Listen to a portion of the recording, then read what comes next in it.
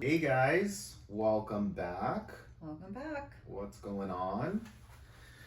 We may have been absent for a little bit, but who knows? Maybe we just did one yesterday, or maybe it was a month ago. In our world, we don't know. So maybe you just listened to the last one right before this, so you're just like, "What are you talking about?" But either way, if it's been a while, hey, how are you? If it hasn't, hey, how are you?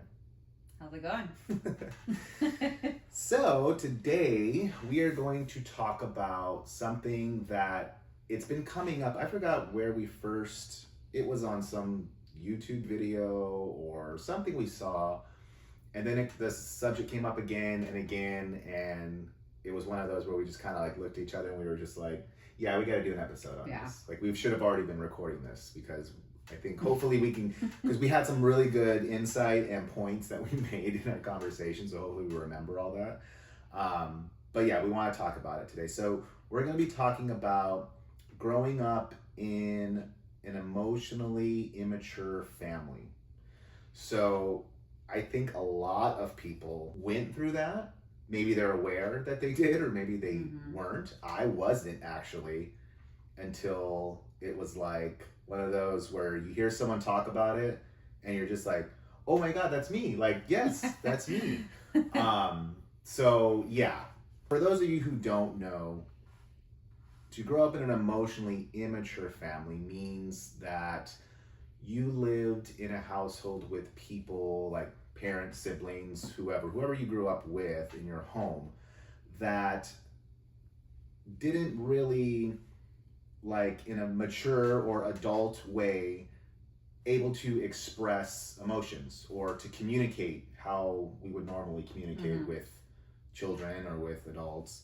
And a lot of the times it felt just, like you can feel that tension, that awkwardness. And that's why I say a lot of people have probably or did probably grow up in that situation, but just maybe felt like, oh, that was normal, or it wasn't that everyone's household. It's kind of like the ongoing joke, like, oh, everyone has messed up parents and everyone has, messed up childhood or whatever, but it's just like, no, that's not normal, and that shouldn't even be considered normal, or it shouldn't be the norm for it to be normal. Or even go as far as not even really think that there's anything wrong with how people dealt with issues. Exactly. Like that was just the norm, and doesn't everybody deal with that? Doesn't everybody just give everyone the silent treatment? Like, yeah, it's not necessarily that you thought in any way that it was unhealthy or toxic. It's just that's just how it was. Because if that's what all you knew and that's what you saw every day, why would you ever think it's not normal? So, and I mean,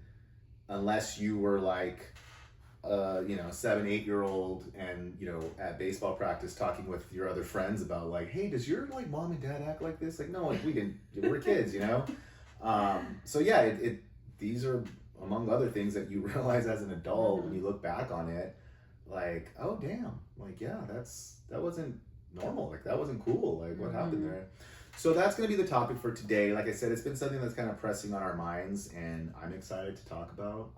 We did some research as always, and kind of just got like, went through different, like I said, YouTube videos and different articles that have been written on it, in regards to products of relationships and families, and then people, therapists that have helped people through those kind of things, realizations of those kind of things.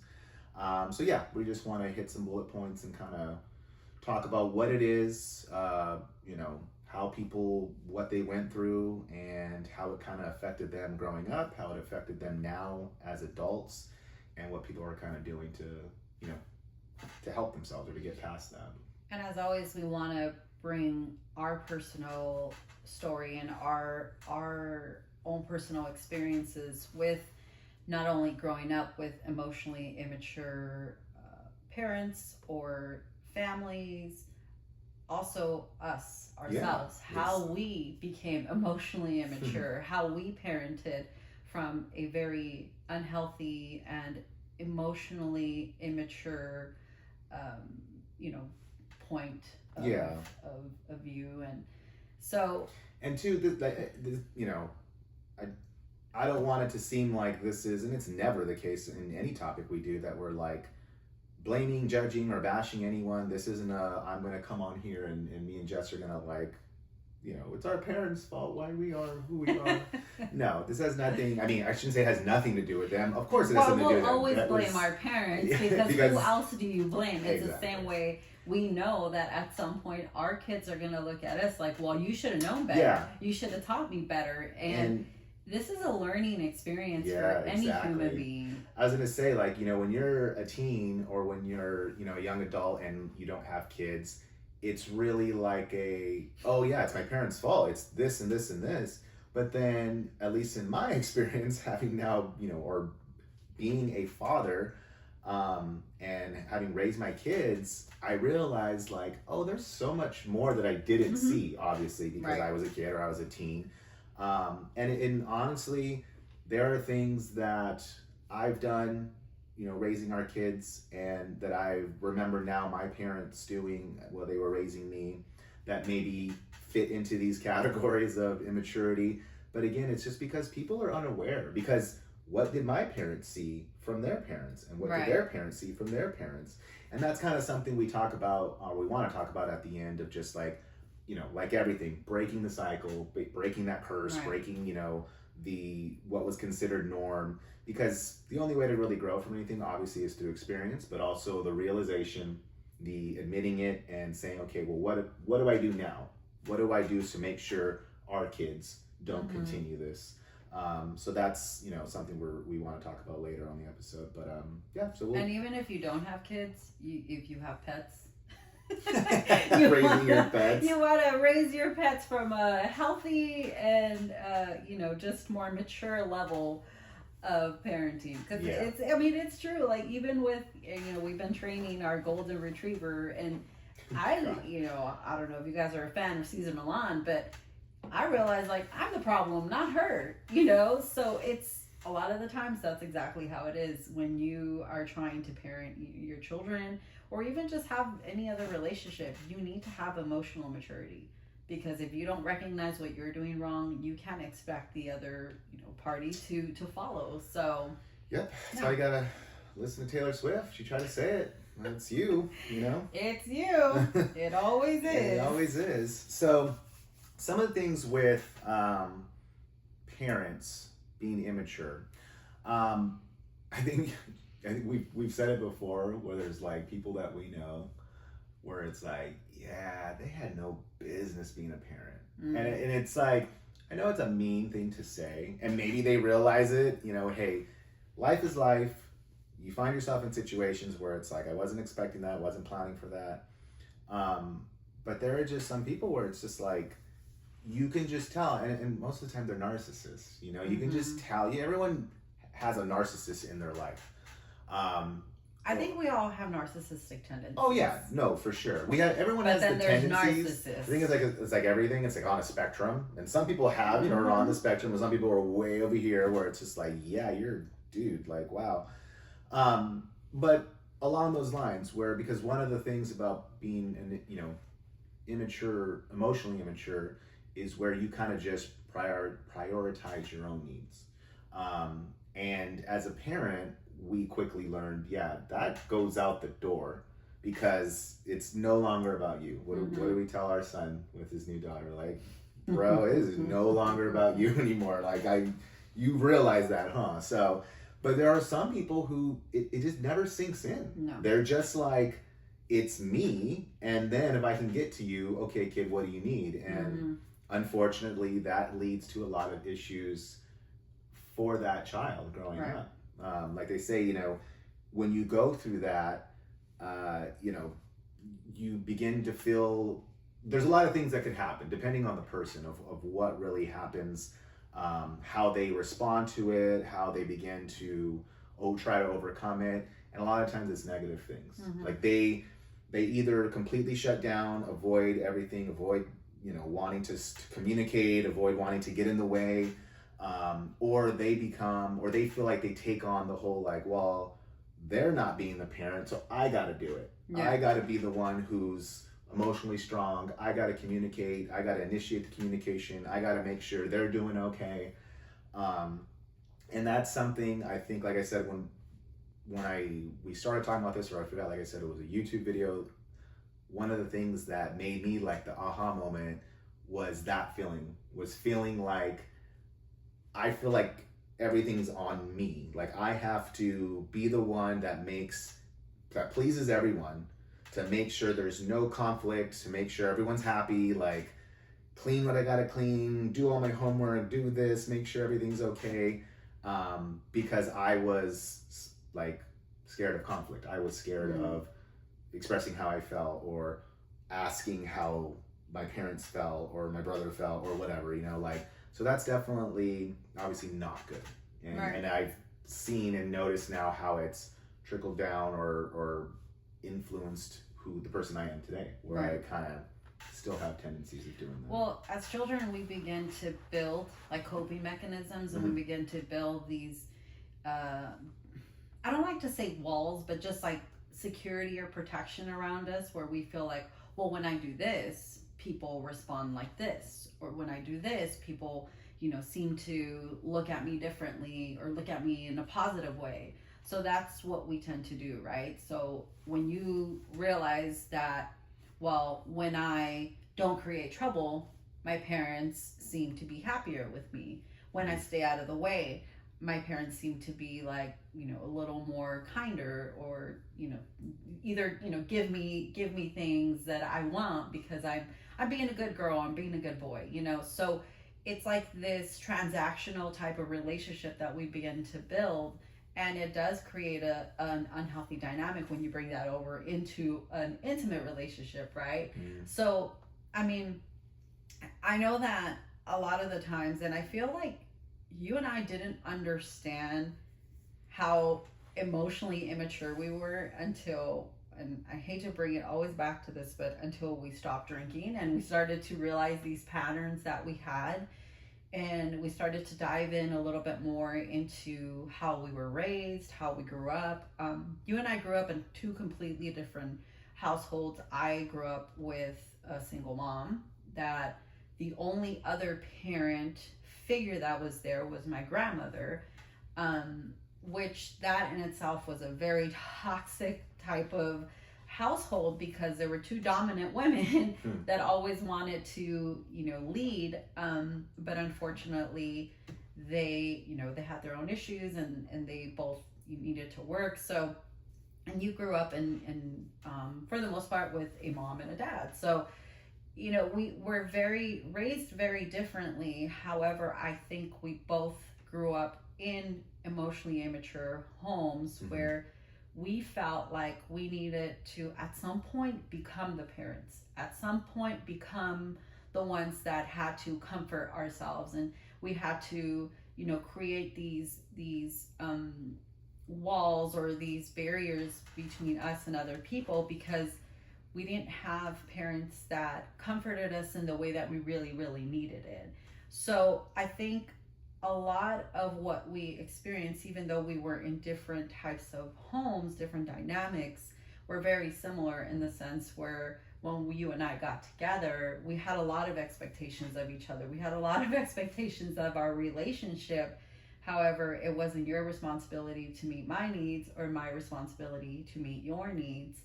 And then once children came into the picture, that was a whole other story. And I just want to say really quick something that you said in the beginning about parents that have kids and still fail to put their children first.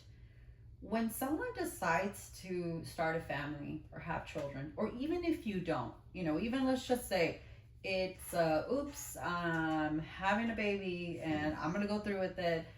However, I have no idea how I'm gonna deal with this.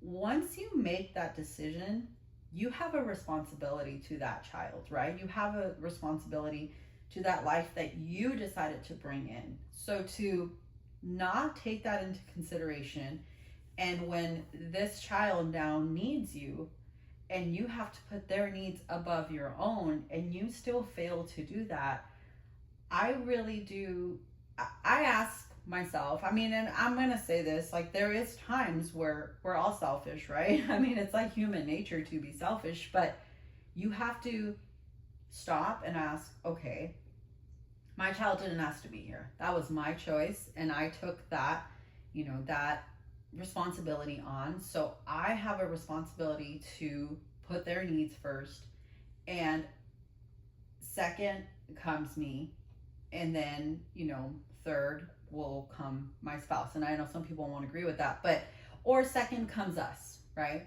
But I think a lot of people struggle with that because they felt like when they were children, they were also set aside. So when does our time come? When do we come first?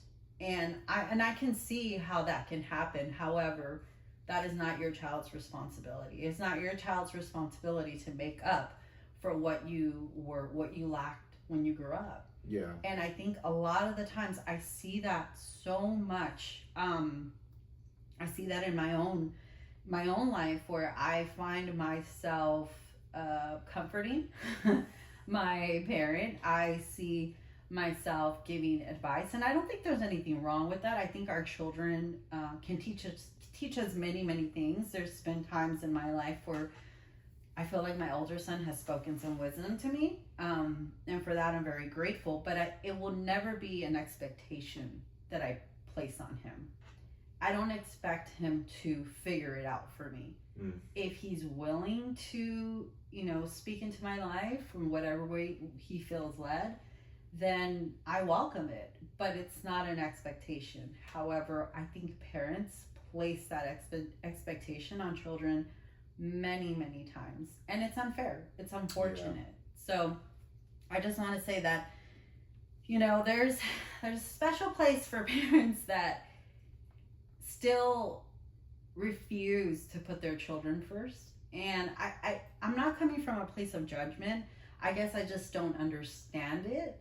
I know that there is times that I've done it, but I've caught myself and I tried to fix the situation. But there's some people, like you said, they will never, or they've yet to see it, and their kids could be almost adults now, and still, that same dynamic continues. It's very unfortunate. Yeah. And I think too, going back to, like you said, like us growing up in different, situations and families, one thing adding to that too is what we always talk about is how it's like we were switched. You were the first child, and your brother much younger, or almost pretty much like feels like a generation later, and me the opposite. My brother being almost 10 years older than me, and then we're on the opposite side of the spectrum. Yeah, exactly. So we both have siblings 10 years apart. However, I'm the oldest, you're the youngest. Yeah. And what I want to bring or speak to that point is that we got different parents. So I realize that now, being 40, that who I was, raising our oldest in my 20s is not who I am raising our younger kids now definitely. In my 30s and 40s. So unfortunately, like many people, there's always, if you have siblings, there's always the older brother or sister that's just like, you guys have it so much freaking easier, in the sense of maybe it's financial situation. Maybe the parents now are a little more stable, they have jobs and careers. And when when that older child was a kid, they were still struggling or grinding, like how we were in our 20s. So yeah, you get, and that's the thing, like you can realize especially, when you have a sibling and they're either younger than you or older than you guys may not realize it when you're kids or even teens, but when you become adults and you guys really reflect and maybe communicate about it, you realize like we grew, like different people raised us, like like my relationship with mom and dad is not your relationship with mom and dad. So that can also play into, obviously, maturity level, because we obviously, for the most part, if you're a healthy, emotionally healthy person, you should grow as an adult and grow emotionally, so you can handle things much better.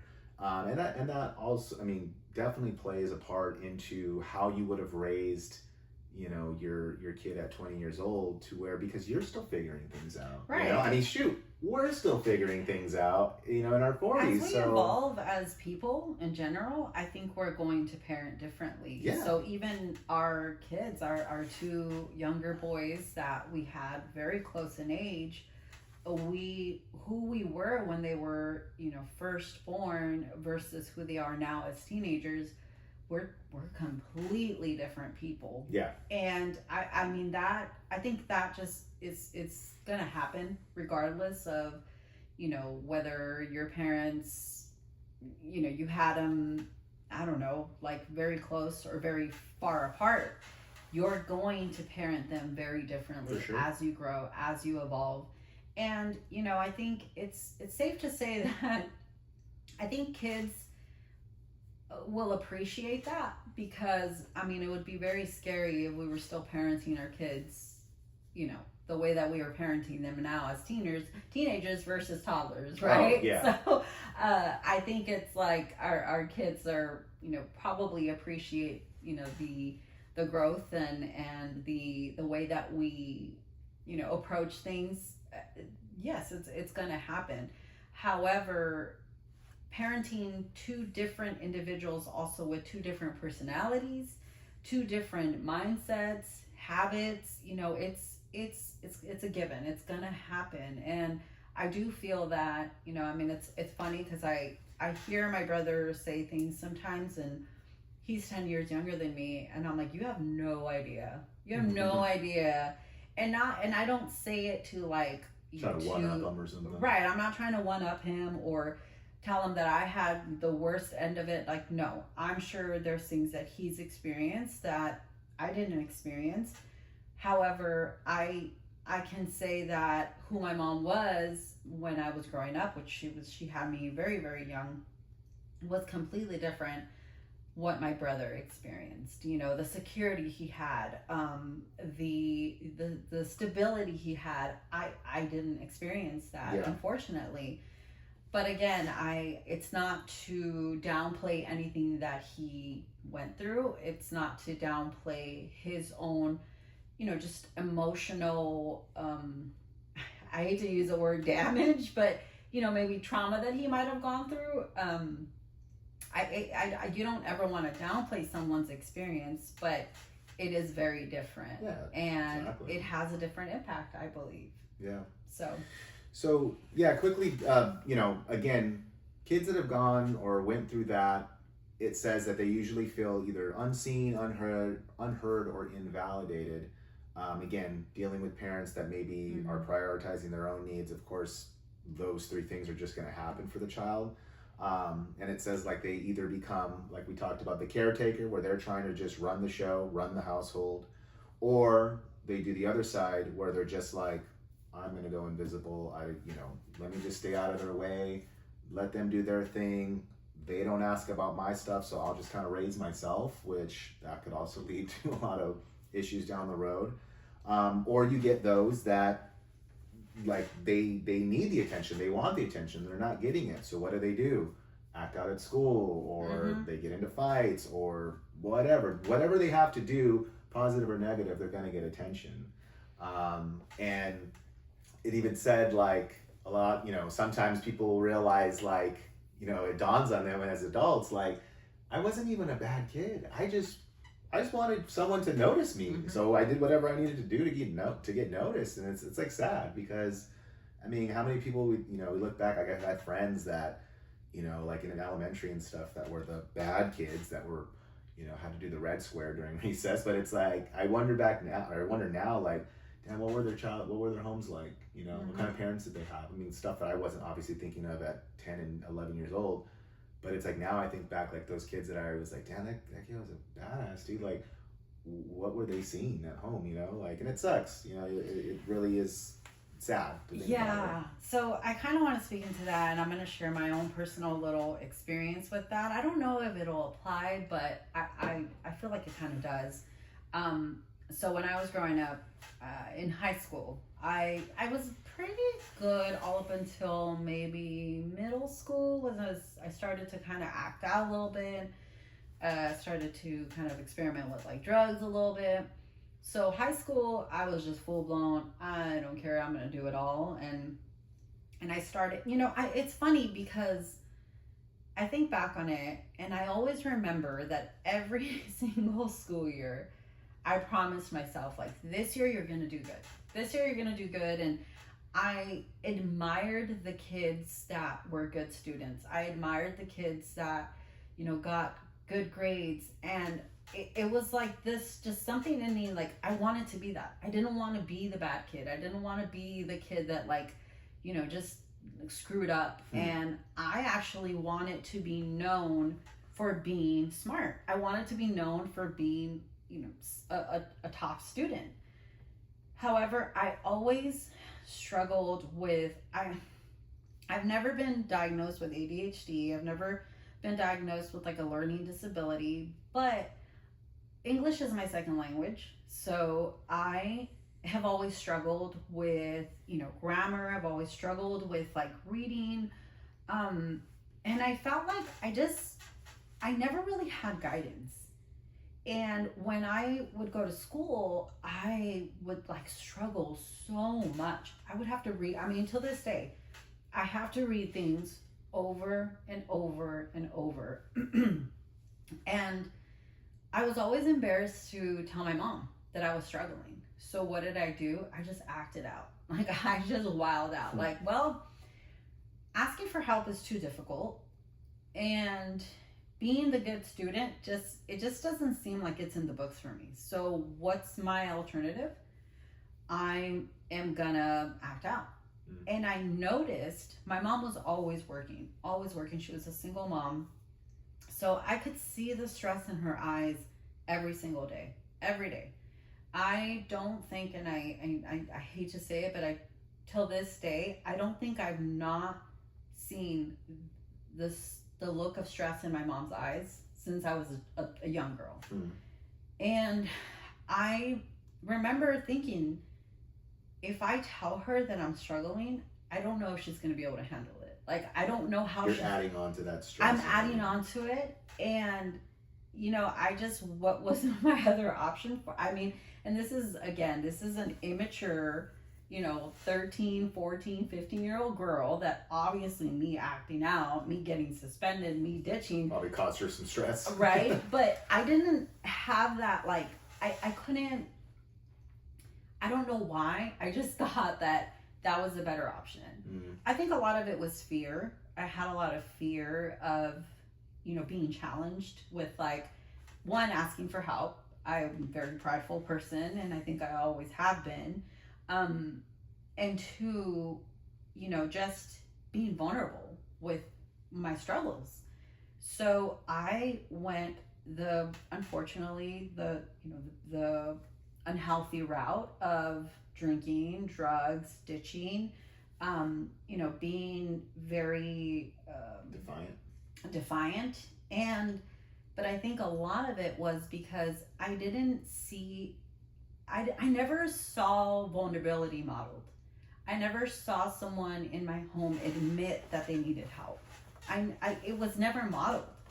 That healthy vulnerability and just putting yourself out there that you need help or you need assistance, you need guidance, it was never modeled.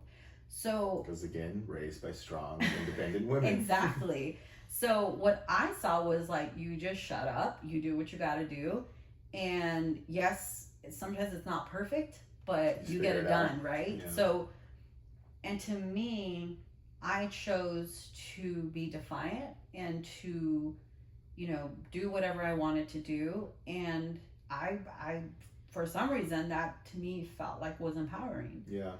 And I look back on it now and I think, I used to really shame myself for that. Like, for not ever admitting that I needed help. But honestly, I was so young. I didn't know how to be vulnerable. I had never seen that in anyone. Anyone. You've met my family. There's, I think we did the best that we could. And I really do. I admire my mom for being the strong woman that she was, and I'm glad that she modeled that. However, I think that ended up somewhat kicking me in the butt because I, till this day, that's one of my biggest struggles is being vulnerable. Yeah. And, and that is very emotionally immature because it's pride. It's called pride, you know? So I, again, like, I feel that I had a lot of potential, but because I never saw anyone reach out in their own, like life with their own struggles, it really affected me on, me, how I dealt with my struggles. So, yeah, I mean, we both went through that whole seeking out that attention, you doing it in your way. I mean, I definitely did it in that way later on down the road, but I think for me, it was different in the beginning in the sense, well, like you said, you did try, you wanted to excel as a student and be recognized for that, and I went that approach too. I went that, okay, and I'm not saying it's hard because it's like I don't want to sit here and blame my parents and say, oh, I felt unheard or I wasn't, validated, because I feel like my parents did, like they did, my mom was very loving, very much like, you're the greatest, you're gonna do anything. She used to tell people I was gonna be president of the United States because I was like into Kennedy and Clinton, and so she was like, he's gonna be president of the United States. But I think you and I even talked about that, where my switch in my brain is like, okay, so this is how I get my mom and dad's attention and love, is by being good and being the best. So I was just like, I'm gonna, I need to be the best student. If I get a 98% and someone got a 99, like I didn't do good enough, so I have to study more and do that. So I excelled in elementary all the way up till like high school. Pretty much, I was just like, number one student. And then even in sports, like my dad taught me baseball and Little League. I, always wanted to be the best and make all-stars and do all that. And that's, you can say like on the surface, that's good. Like if that's how you're screaming out for attention, that's a good way to do it. You're going to get attention and it's not harmful or bad. But what I realized now as an adult, all that really did, and again, I'm not blaming my parents, because what they saw was like, hey, doing a great job. This kid's smart. He's good at sports. Like, he's good. But what it really does is when you put that on a kid, that is why you are special, is because you're smart and you're going to be the president. It's a lot of expectation, and it's a lot of stress that I didn't realize I was growing up with, or that was being like put into me. But then it turned into then me becoming a teenager, now an adult, to where it's like I need to be the best. And I always just kind of blamed it on like, well, I'm just a competitive person. But why are you a competitive person? Why do you feel you have to win at everything? And I think that like desire to be heard and recognized through that really then it impacted me negatively as an adult, which I'm sure it has done for a lot of people. And it didn't, another thing too with that, my parents, one, because again, younger, raising my brother, and then, a little bit more older, late 30s into their 40s, raising me, I think, and then that mixed with the fact that it was, my brother, from what I understand and understood from my parents and seeing, I lived with him for a little bit. By the time I was 8, he had already moved out. But like, he could be difficult. My brother. So, my parents, they went through some stuff with him and kind of struggled with him. And he was more defiant, definitely, than I was growing up. So I think they went through so much with him. And then the fact that they were like a little bit older now, because now I'm like, I told you, like when I was the age when my dad was when he had me, I'm like, dang, how my life is, how I feel. And then now like 40, I'm like, okay, when he was this age, I was like 5, 6, blah, blah, blah. So I'm just like, how would I be raising a kid at that time, And it's like kind of just want to like begin to take it easy. So it's like that again, going back to they did so much for my brother. Now they're older, and now they see like, hey, they have a kid who is good. He doesn't talk back as much. He doesn't, cleans his room. He does his homework. You're good. Hey, you got it, right? Go out there. So I kind of then took on the, okay, cool, I'll raise myself. I'll do it. Like, I don't really need to.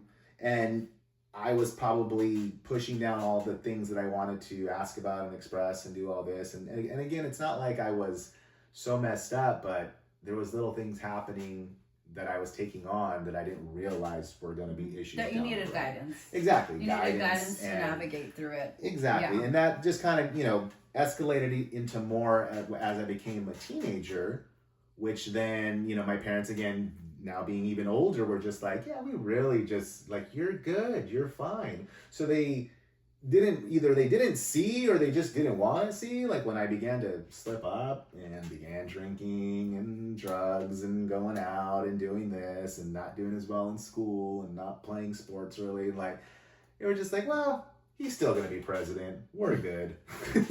So it's things that, how it affects people as kids and what it tends to then, who it turns them into as adults, which I think now one of the big things that when we looked at like kind of like the biggest things that happen to people that come from emotionally immature families is boundary setting, which I think that may have been how we got onto this topic, because this has been a hot button for you this last month or so.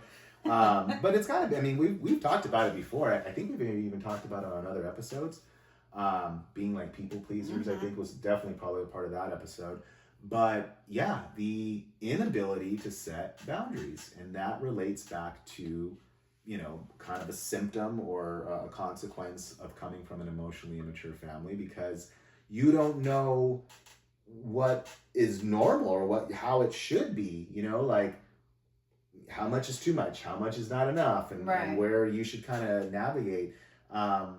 So I'll let you really talk on that, because I know that's something that's again. I mean, you said so many things that I really want to touch on, because I feel I don't want to miss this opportunity.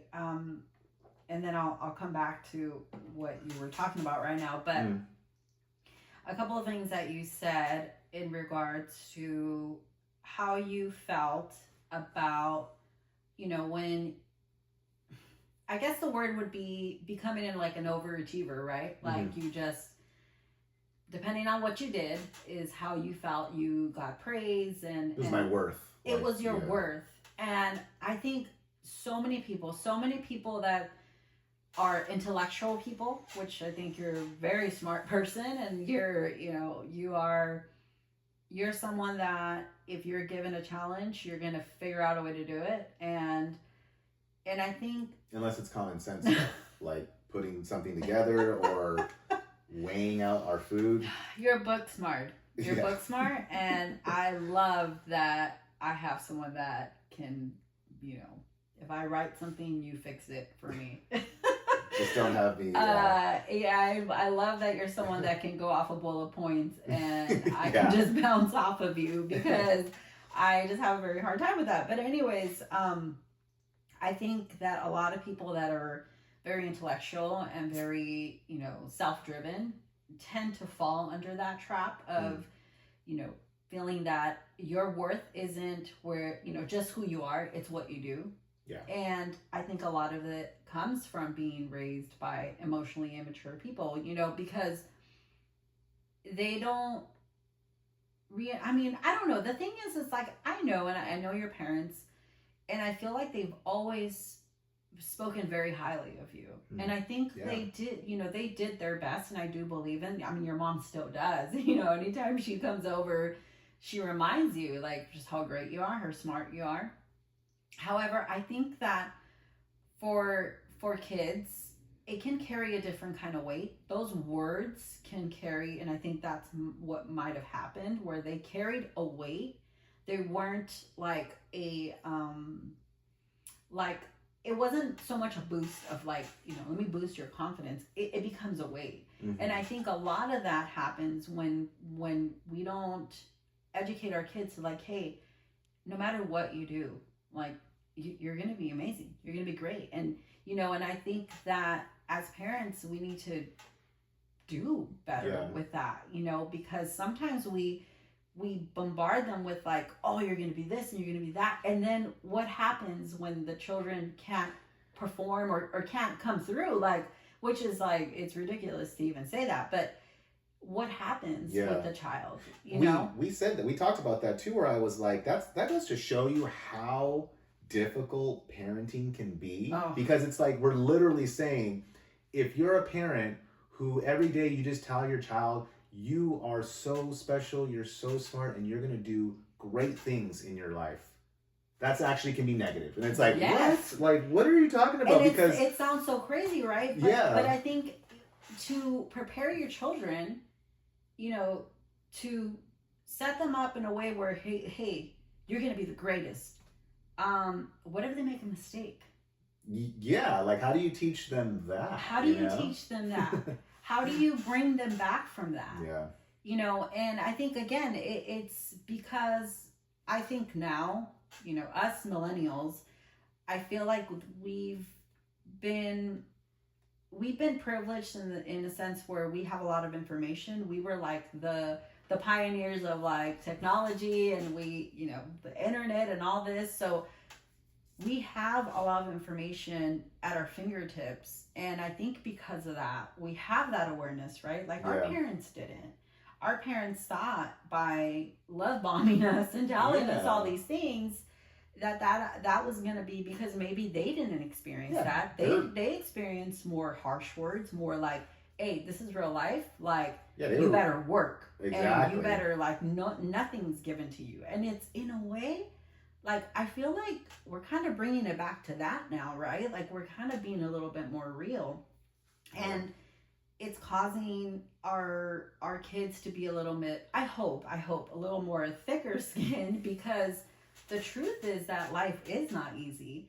And things, all these great things that we want to set our kids to think, it's not always going to be like that, right? So anyways, I feel that I think a lot of our value was based on what we did, how we performed, versus on who we are.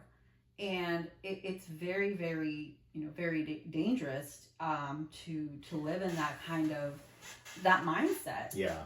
Because we'll always be performing. We will perform, and that goes back to the people pleasing. Yeah. Who we are, what we do for people. It's so dangerous. Like I said, goes back to the difficulty of parenting, because it's like, okay, you tell them they're great and you're going to do great things, but then, and that can be negative. However, okay, well then you just tell them you're great, who you are, no matter what you do or don't do in life. So then what if that kid then is like, well, F it, dude. My mom said I could just not do anything and I'm going to be great. And then they have this kind of like expect things in life. Like, but they have like a God complex, exactly. Right? So it's just like, oh my gosh. And it's, again, it's an understatement, obviously. Like, parenting's hard. Like, no shit. Like, that's why, again, maybe you should really think about before you become a parent. It's a big trial and error, unfortunately. Yeah. Unfortunately. And, and that's why I think you should just have a lot of kids. Because it's like, percentages, like, I'm going to get like 7 out of the 10 good. We'll just forget about those other 3. One of those is going to be good. Yeah, one of them at least. And really quick, one last thing I wanted to touch on with, you were talking about your brother. That goes back to what we were saying, like having 2 completely set of parents, right? The parents he knew. For all we knew, who I knew. I mean, obviously I wasn't there for sure the first 10 years of his life, neither were you, right? So who knows? What if he did get the tough love kind of parent, and your parents saw, hey, that didn't work, so let's bombard our next child with love bombs, and then what happens now? Let's see if that works. So again, like, and not to justify bad behavior, but I'm saying, like, we just never know. And as parents, we're just constantly trying the next thing. And I think if we come from a place, from a more emotionally mature place, we'll be able to discern what is what is the correct thing? And I one thing I want to say, because I know we keep saying normal. There's normal, and then there's healthy, right? Because normal. Explain more. What do you mean? Because when you say, to me, the way that I was raised was normal. Well, it's your normal. That was my norm. Yeah, right. Right? Like, the way you were raised, that's normal. Like, doesn't everybody do this? Doesn't everybody that? You run into people that think it's normal to use Miracle Whip instead of regular mayonnaise. And they think that's normal. Oh, that's just straight. No. That's chaos. No, that's just chaos. But I'm saying there's normal and then there's healthy. And I think that we bring our norm, into our way of parenting. And until you figure out the healthy way of doing it, you're going to continue redoing what you think, is normal and what you think has always been done. Yeah. However, has not worked. Right? And because normal can be subjective to the person. Exactly. Healthy there we go. is it's healthy. This is the way that you should do it. Right. How you go about doing it, it's healthy to communicate. How you communicate, some people, it's like, okay, you can just sit down and have conversations. Other people are like, well, me and my mom and dad, we weren't really good at talking, but I would write them a letter and then they would write it back and just hand it to me, but we would get our points across. Like, it's kind of weird, but I guess you're communicating. Yeah. I don't know. As long as you're communicating your needs and feelings. Some people communicate a lot better through writing or texting. Some people communicate better by talking. And, and who are we to say that that's not the right way? Right. As long as there's communication, I think that's healthy. Yeah. Do you guys have to have like a weekly poetry slam? And just get it out that way. I don't know. What do we got to do? Like Derick and I, we have every Friday, we just scream at each other. Yeah, right. And, anything goes. Like, it's fine. Sometimes I mime. I mime my emotions. Because that's how I feel. I can't speak. He's not allowed to talk, guys. But anyhow, I do feel that, a lot of the reasons why we have so many, I'm going to bring it back to what you said, the last thing that you said about boundaries. We struggle with boundaries like so much because we were trained to make people feel. Sorry. If you heard that, that's our dog. Got to get it out. We were taught, or we were conditioned to, I don't like to say trained, but we were conditioned to make people feel better, to keep the peace. Keep the peace, yeah. Don't start any waves. And unfortunately, that led to many, many years of people pleasing, of not understanding how important boundaries are.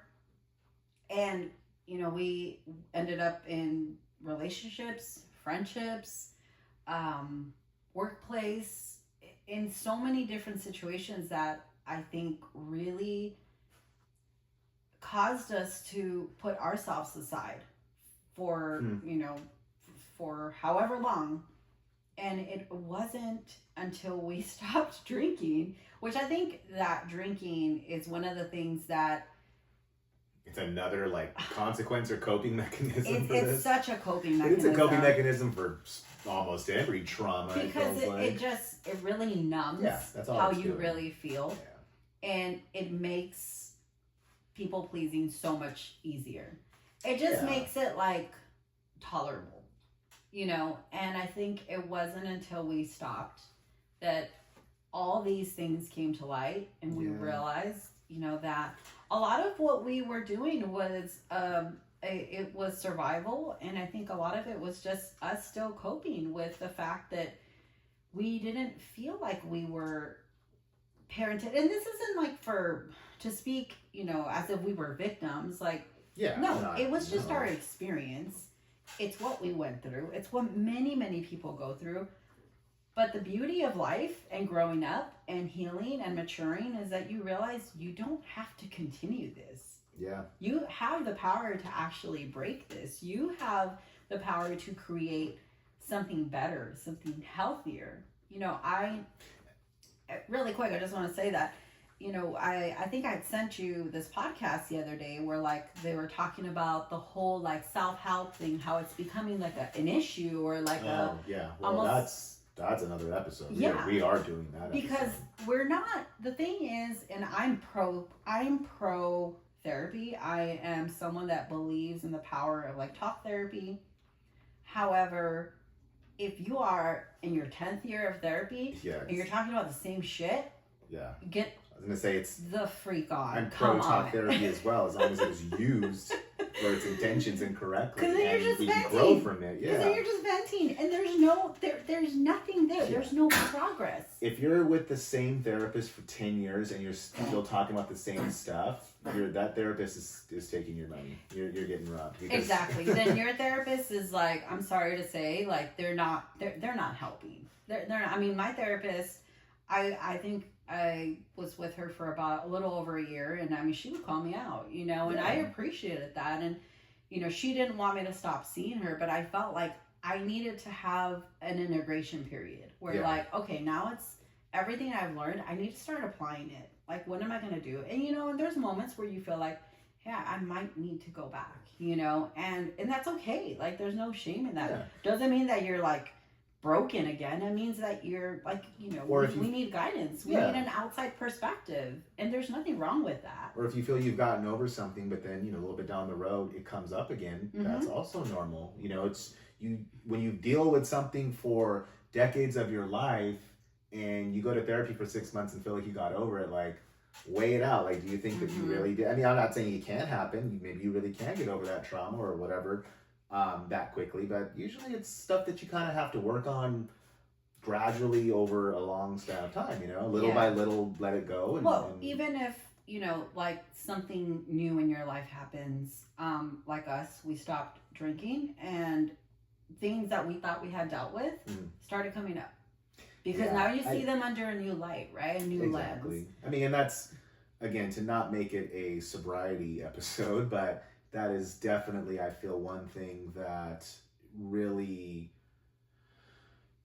scares people to try and stop or to try and cut back, because they know that exactly. They know that if without my escape, without my, couple of drinks here or being able to kind of let loose on the weekend, all that shit and trauma that I know I have is going to eventually begin to trickle out, and I'm going to have to deal with it, and I just don't want to. And unfortunately, that's what kind of keeps people prisoner to that, well, I just drink a little bit, I don't really have a problem, but And I want to say really quick, because we watched this episode the other day on I think the podcast, it's called Blocks or something like that, but Neil Brennan. And Johnny Knoxville was on there, and he was talking about how he was raised in an emotionally immature household because he was raised by an alcoholic, right? And I think a lot of the people that were raised in an emotional immature home, most of the time, it's because some kind of substance abuse was involved. And even if, and I'll say this, I wouldn't ever say that you and I were alcoholics. However, anytime we had an issue, how did we deal with it? Yeah. We drank. And what does that do? That doesn't help the cause. That just puts you into a darker state of mind and in denial. And it just helps you avoid what you need to face. Yeah. And that is called immaturity. I mean, that right there is emotional immaturity. And what we have stepped into, I mean, we're still learning to step into that, is emotional sobriety. Mm-hmm.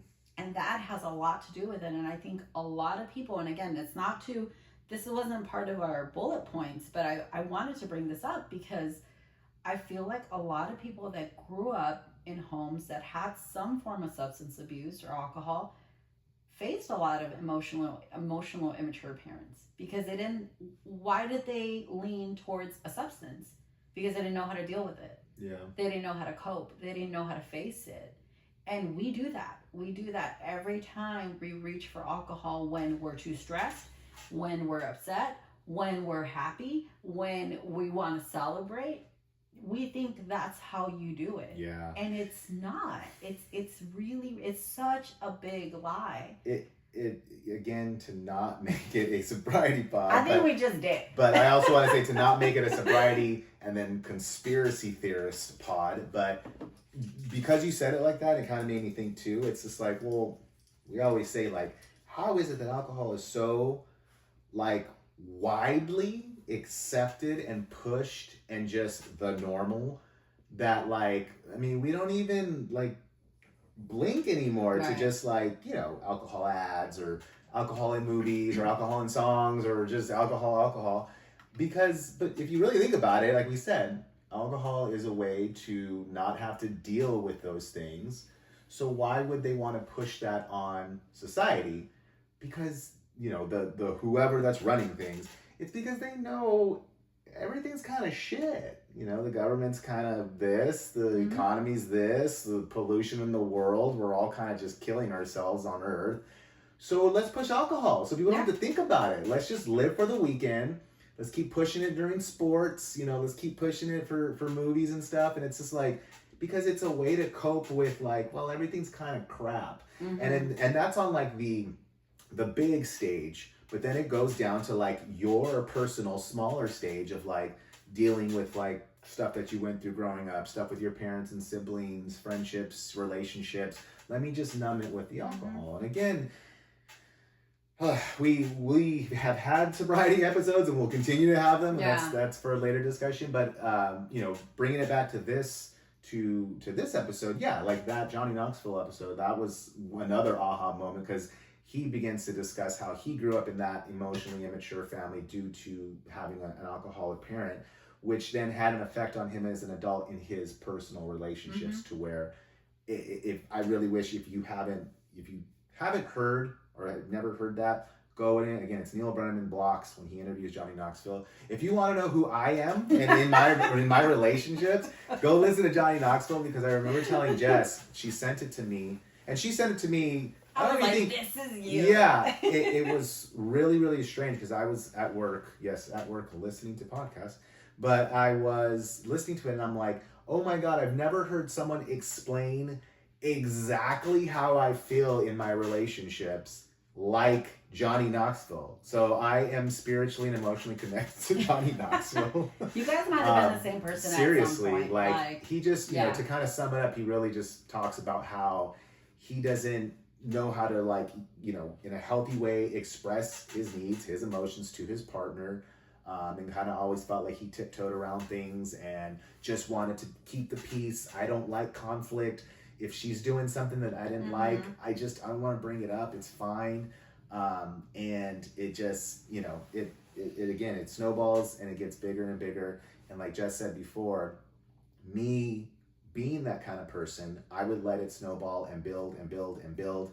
And then let's go to the bar and get drunk. And then I'm just going to fucking throw up all over you. Try to get out everything I'm feeling while being drunk. And then expect you to take it in a healthy, you know, supportive way. And this is how I think in my head. We're going to get over our problems, or I'm going to get over this issue by trying to explain it while being drunk. You know? Really quick, you know, because I remember Johnny Knoxville mentioning this about how he had a hard time expressing himself because for some reason he didn't feel safe or didn't feel like he could trust, you know, either his wife and I'm sure it started when he was really young, right? Like he didn't feel safe expressing himself, saying how he really felt.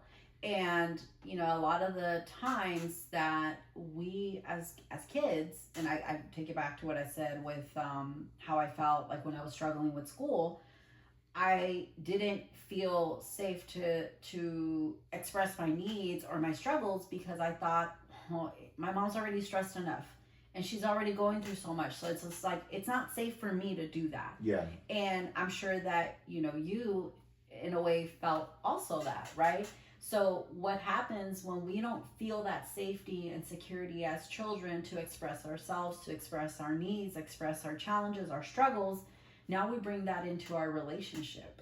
And now, because again, we've never been taught to, you know, emotionally, not even just like emotionally express ourselves, but even to identify exactly what we're feeling. Yeah. Right? Like we don't even have the maturity, even as adults, to truly like identify or narrow down, like, what am I feeling right now? Yeah. Like, what is this, right? And then to throw in the alcohol, like, which, and it's funny because every time that we would fight, or, you know, all of a sudden stuff will come up, I mean, we both did it. It was when we were drunk, right? Because what alcohol gives you courage. Now all of a sudden, I got the courage to tell you what the fuck I really think, and it just comes out. And again, because alcohol, it's obviously really just puts you in a completely different state of mind, but it comes out messy, and even that is just it's a bunch of nonsense, and it doesn't make any sense. And we think we've like all of a sudden relieved ourselves, or we've expressed ourselves, but it's even worse now, right? Now you just made it more. Now it's just even more confusing. Yeah. So I think a lot of it is, you know, again, I take it to emotional sobriety, is that when you start to truly understand and truly, you know, look into yourself and begin to listen to yourself, identify these feelings and emotions, then we can begin to express them, to tackle them, and also to remind ourselves, like, just because you didn't feel safe as a child doesn't mean that you can't feel safe as an adult with your partner, with your spouse. Like, there's a reason why you chose them. And I just want to say this, that if you are in a relationship where you don't feel safe, then maybe therapy is needed. Well, maybe you need a middle person to help you navigate through that. And, you know, there's no shame in that. There was a lot of things that when you and I went to, you know, marriage counseling, like we kind of had a middle person to, like, you know, soften that buffer for us to begin to express ourselves. And I don't think it's so much that we didn't feel safe with each other. I don't think it's so much that we didn't feel safe with each other. I think it was just that we never knew, like, we had never truly experienced that type of vulnerability with one another. Yeah. You know, so, yeah. Well, I was going to say, it, like you said, you will find someone. Well, because one of the things it said, like, people as adults will then have issues with, you know, boundaries. But then one of the other things is that they will seek out other emotionally immature people, you know?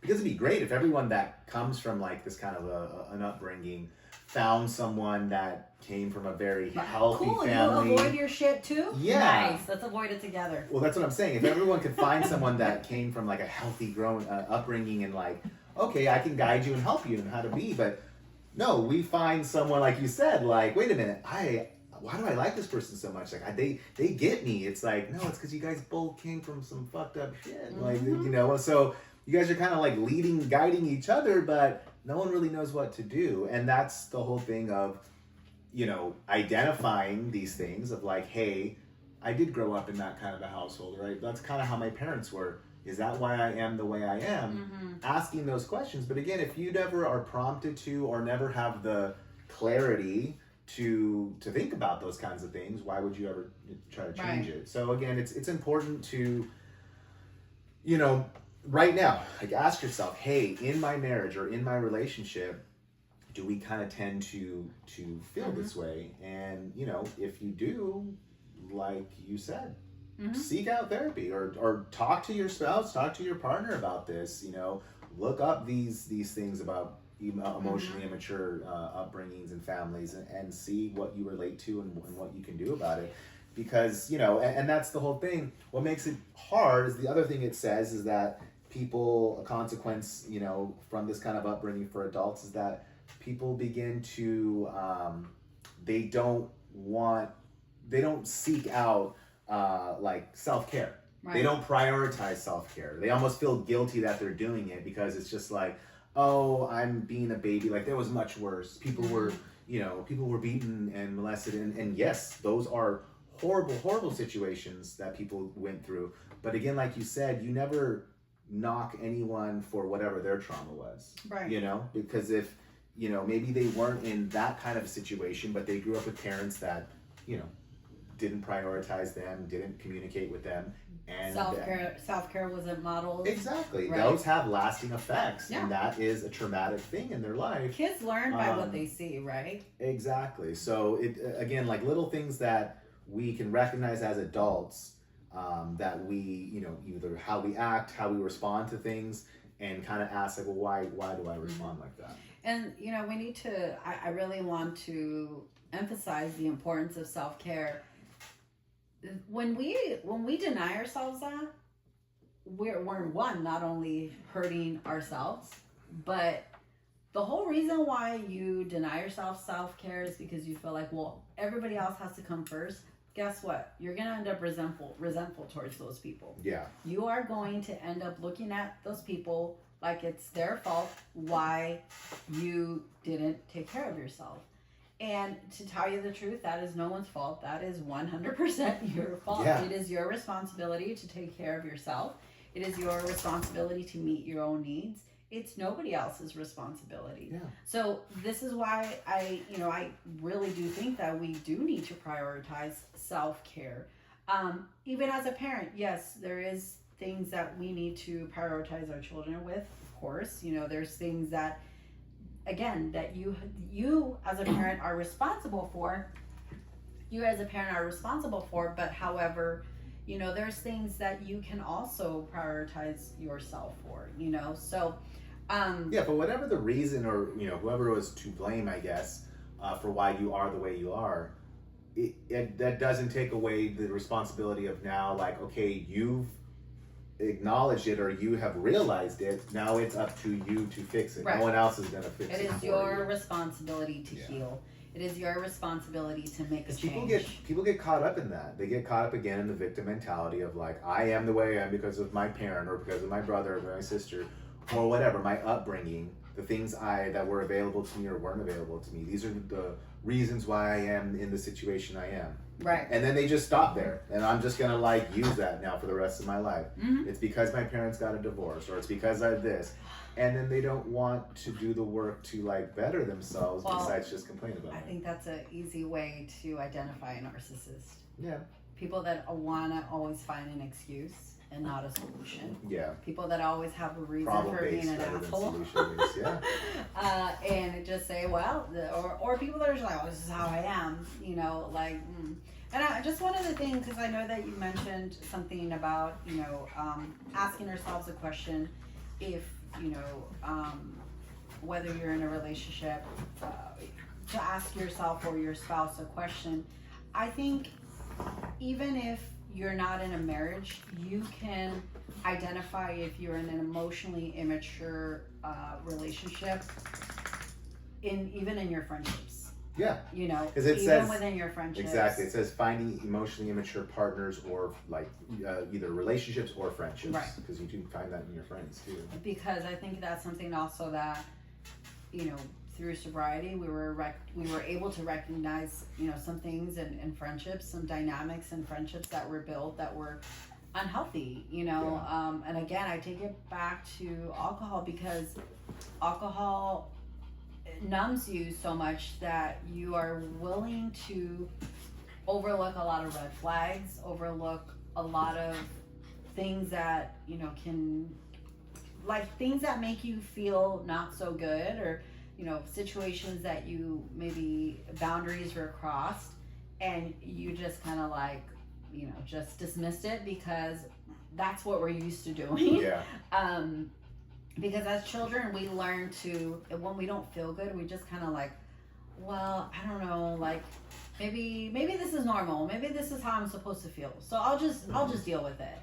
And we take that on into our adult relationships or friendships. And then before you know it, it's just been years and years of tolerating unhealthy situations, and all because we don't know how to express ourselves. We don't know how to speak up. We don't know how to advocate for ourselves. So even if you're not in a relationship, you know, you can, even in a workplace, you know, there's things that, because we're not emotionally mature or aware of unhealthy, you know, just behaviors, or, you know, how people cross boundaries, we can easily fall into a very toxic situation very quickly. Yeah. So. And I think, you know, it says, like, of course, some of the things to kind of help, you know, if you realize and identify some of these things of that you see in yourself, of course, the fundamental basics of seeking out therapy, journaling, you know, self-care, shadow work, all of these things.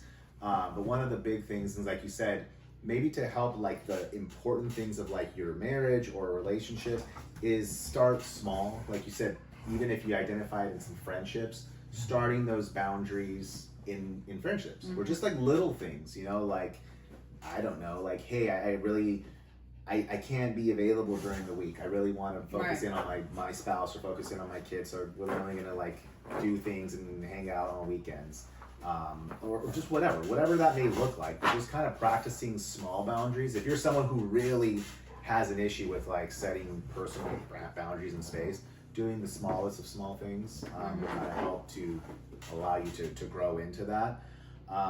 And then to build, like, relationships, like we said, we usually tend to seek out people who are very similar to us, and maybe us in our shortcomings and stuff too, but, like, to find friends or find friendships or other partners, or other relationships that maybe, hey, they look like they know what they're doing, and not be scared to ask, like, hey, have you guys ever gone through these things? What did you do? You know, to kind of, like, meet or make those new friendships. And like you said, that was kind of something, again, realizing once we, you know, kind of eliminated drinking, to, like, hey, maybe we should try and seek out a different kind of people or persons that we are not used to hanging out with, and maybe look at that relationship looks a little bit different. You can tell people that are emotionally mature because they have a lot of, like, security within themselves. Yeah, more confident. They're very confident.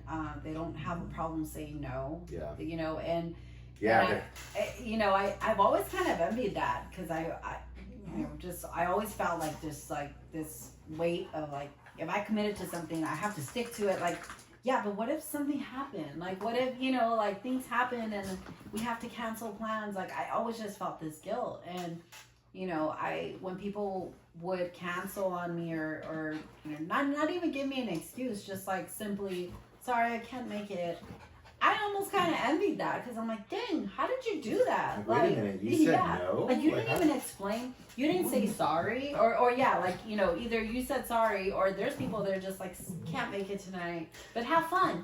Like, yeah, I saw a video where a guy was saying that, like, about being more assertive with your no's and not being, like, a people pleaser, where he was like really consciously practice that. Don't start with I'm sorry. Yeah. Or don't start with that sounds like so much fun, but it's just, like, immediately when someone says something that you don't want to do, or you know you can't do, be like, yeah, I'm just not available. That sounds fun, but I'm not available. Well, we were just talking about this yesterday, right? About, like, your couple of friends had asked you. I mean, we haven't seen these friends in forever. Oh, but yeah. They wanted to go to some kind of theme park, and you felt bad about it. And I'm like, no. Yeah, I was like, why do I feel guilty? And I was just like, and you were like, because it'll be very difficult for you to do that. It's inconvenient. Yeah, and it's, like, hard, and you just don't have the time, or you just can't. You can't make it. So why not just be honest? And then, like, once I said, like, you know, and I even joked, I'm just like, I'm just not going to respond to anything. You're like, yeah, don't do that. Just say you can't. Right. And then I did, and it was just like, they, you know, agreed. Like, yeah, that actually would be a lot for you. Well, anyways. Yeah, like, it's really far. And, you know, and again, like, we're always so scared of what the other person's how they're going to respond, or how they're going to react, but that's not our problem, right? Like, it's not our problem. We make it our problem. It goes back to us being the caretaker and worried about how everyone's going to, let's just keep the peace, let's just keep it going, and that's just too heavy of a burden for us to carry. But again, that's something that we just learned as children, and you know, we have the power to change that. Yeah. We have the power to make changes and to make a difference in not just our life, but also our children's lives, where they can see empowerment, they can see, you know, self respect and boundaries, and you know, we don't have to teach our kids to be assholes, but we can teach them to be honest. Yeah. You know, and again, it starts with us. It really does start with us. And I just want to say, for anyone that might be feeling some kind of resentment towards their parents, maybe this might spark a little bit of like, anger or resentment, and it's understandable. However, I think what we can do, the best thing that we can do for ourselves is just reparent ourselves. Yeah. And start to heal and start to let go of maybe the expectations that we had for our parents. The expectations that we set on them. We feel like maybe they set expectations on us. Well, we also set expectations on them. And, yes, there is some things that are given where parents are responsible for us to an extent and also to a certain age, right? Yeah. So if you're a 40-year-old still expecting your parents to take care of you, let's come on, Yeah. So again, I really do feel that the best thing that we can do is reparent ourselves, have grace for ourselves and for our parents. They did the best that they could. This isn't to bash them or even bash us as parents. Don't self-blame either, Because that's just falling into a victim mentality. And if you haven't listened to that episode, you should go and listen to it. But I think at the end of the day, we're just humans going through a human experience, and we're learning. Yeah. That's what we're here for, and that's all we can do. Good. Yeah, I mean, it always just comes to recognizing, and then what are we going to do about it? Yeah. So, and that's the thing. But I hope you guys did get some useful and helpful information from this. I hope you didn't identify with too much. Hopefully you're just like a healthy individual, and you're just like, yeah, none of this relates to me. I talk to my parents just fine. They talk to me, and I'm great. And then, hey, you're good. On to the next episode. But. Yeah, we have our 2 emotionally immature pup kids here now acting up. So exactly. That's our cue. We have to go parent them right now. So thank you guys. We're going to end it here. Thank you guys for tuning in. Don't forget, we're on YouTube. So if you guys want to see us. Oh, that's right. We didn't really comment on our new studio situation. Oh, we so for those of you that are on YouTube, you're checking it out as we speak. And for those of you still listening just to the pod on Apple or something, go check out YouTube so you can see it. Yes. But we will be back soon with another episode, and we'll see you guys then. All right. Bye. Why do you act up? Both of you.